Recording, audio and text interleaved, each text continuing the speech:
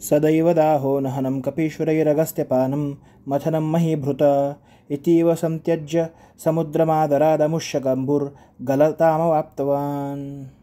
सदैव नेहमी दाहः म्हणजे दाह कपीश्वरैः कपिश्रेष्ठांकडून नहनम म्हणजे बंधन अगस्त्यपानम अगस्त्य ऋषींकडून केले गेलेले समुद्रपान महीभृता म्हणजे पर्वताकडून केले गेलेले मथनम समुद्रमंथन इतीव या सगळ्याचा विचार करून यामुळे त्रस्त होऊन समुद्रम संत्यज्य समुद्राचा त्याग करून कंबुहू म्हणजे शंख अमुष्य म्हणजे या व्यंकटनाथाच्या गलताम म्हणजे गळ्यातील जागा आदरात अतिशय आदराने अवाप्तवान मिळवणारा झाला।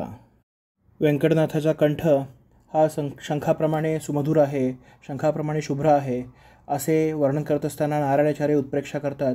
नारायणाचार्य सांगतात, शंख पूर्वी समुद्रामध्ये राहत होता, पण समुद्रामध्ये अनेक प्रकारचे ताप आहे, जसे की समुद्राच्या तळाशी समुद्राखाली असलेल्या अग्नीमुळे सततचा दाह आहे।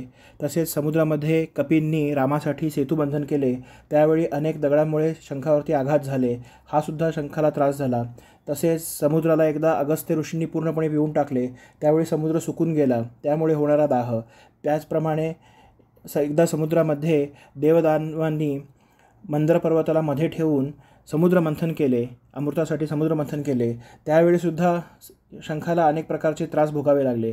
या सर्व त्रासांना वैतागून या शंखाने समुद्राचा त्याग केला आणि अत्यंत आदराने अत्यंत प्रेमाने या शंखाने व्यंकटनाथाच्या गळ्यामध्ये व्यंकटनाथाच्या कंठामध्ये प्रवेश केला आणि तिथेच तो राहू लागला।